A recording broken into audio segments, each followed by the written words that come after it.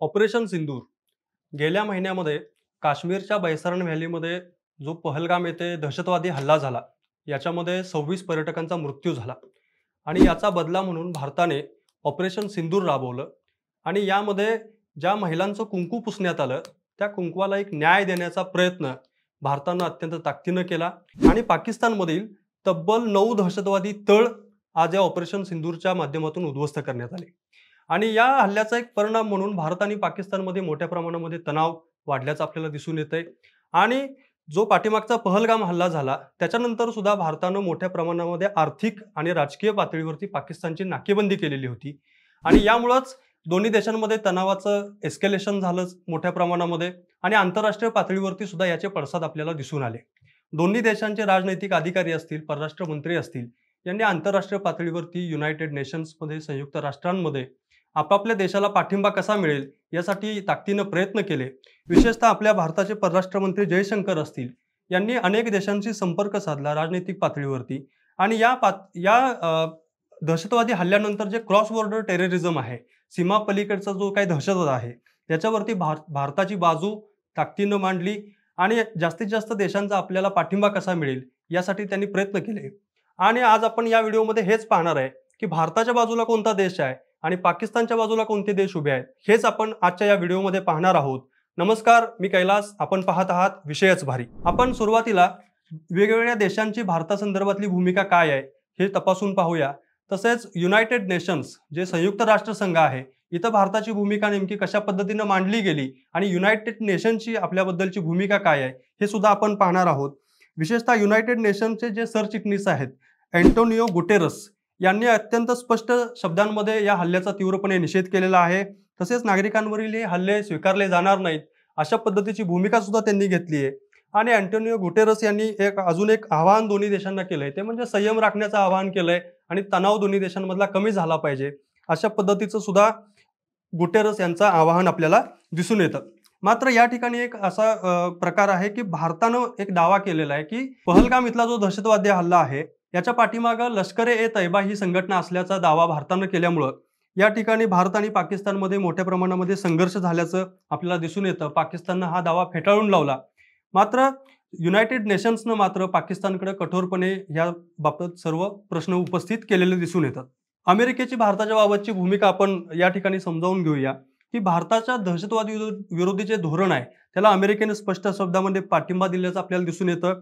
तसेच अमेरिकेच्या संरक्षक सचिवांनी पहलगाममधील हल्ल्याबाबत सहानुभूती व्यक्त केलेली आहे आणि मृत व्यक्तींना त्यांनी सहानुभूती व्यक्त करत असतानाच डोनाल्ड ट्रम्प यांनी मात्र आज थोडंसं एक विक्षिप्त विधान केल्याचं आपल्या सर्वांच्याच निदर्शनास आलेलं आहे. डोनाल्ड ट्रम्प यांनी भारतासंदर्भात आणि या एअर स्ट्राईक संदर्भात विधान करताना असं म्हटलं की आम्ही याबाबत ऐकलेलं आहे, हे लज्जास्पद आहे. मला आशा आहे की हे लवकरच संपेल. दोन्ही शक्तिशाली देश युद्धाच्या मार्गावर जात असताना कोणी पाहू शकत नाही. या दोन्ही देशांमधील इतिहास खूप जुना आहे, तणाव शिगेला पोहोचलेला आहे, पण या जगाला युद्धाची नव्हे तर शांतीची गरज आहे अशा पद्धतीची भूमिका डोनाल्ड ट्रम्प यांनी मांडल्याचं आपल्याला दिसून येतं. दुसऱ्या बाजूला चीन हा एक अत्यंत महत्त्वाचा देश आहे आणि भारताचं नेहमीच चीनशी विविध पातळ्यांवरती संघर्ष सुरू असतो. अशा या पातळीवर चीनची भूमिका नेमकी काय आहे हे आपण पाहूया.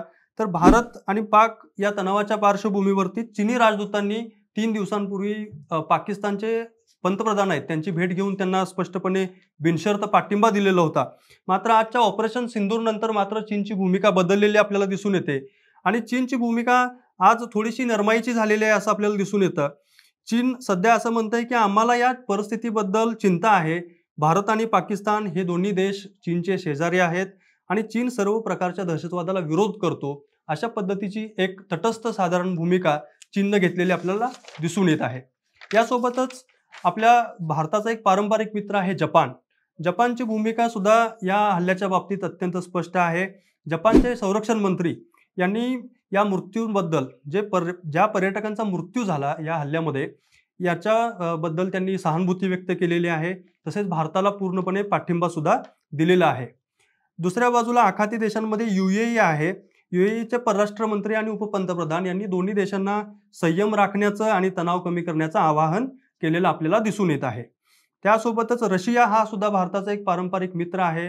विविध पातळ्यांवरती रशियानं आपल्याला आजपर्यंत मदत सुद्धा केलेली आहे आणि रशियानं भारताच्या दहशतवाद विरोधी जे धोरण आहे त्याला पूर्णपणे पाठिंबा दिल्याचं आपल्याला दिसून येतं. तसेच रशियाचे जे परराष्ट्र मंत्री आहेत सर्जेई लाव्रोव यांनी भारत आणि पाकिस्तान दरम्यान राजनैतिक तोडगा काढण्यासाठी मध्यस्थी करण्याची सुद्धा भूमिका घेतलेली आपल्याला दिसून येते. तसेच आपला एक भारताचा महत्त्वाचा मित्र आहे इस्रायल.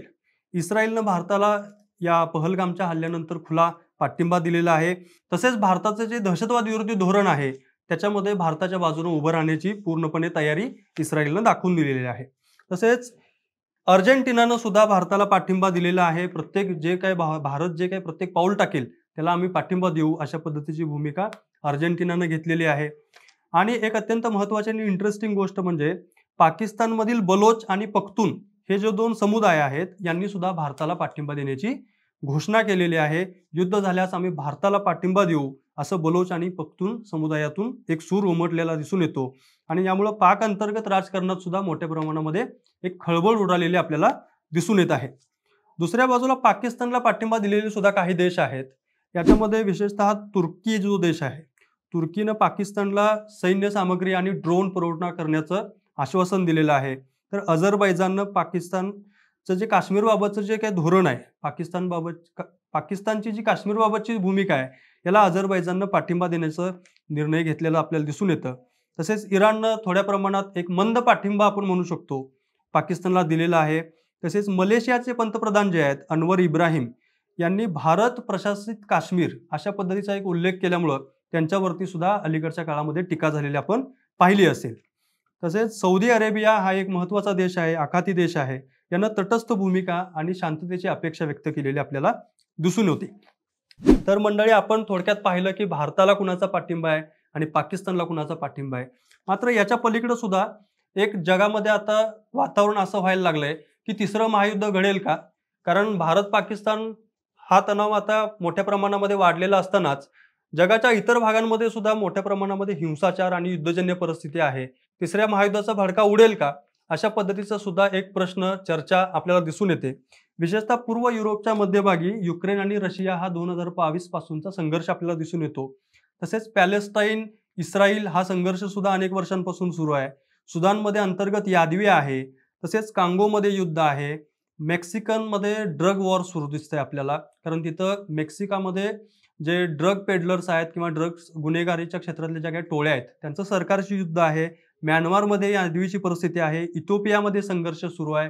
हैती टोळ्या आहेत आणि या सगळ्या हिंसाचाराच्या आणि युद्धजन्य परिस्थिती जगाच्या सगळ्याच पातळीवरती आपल्याला दिसून येत असल्यामुळं येत्या काळात तिसऱ्या महायुद्धाचा भडका उडतो की काय अशा पद्धतीचं एक प्रश्न सुद्धा या ठिकाणी उपस्थित होताना आपल्याला दिसत आहे.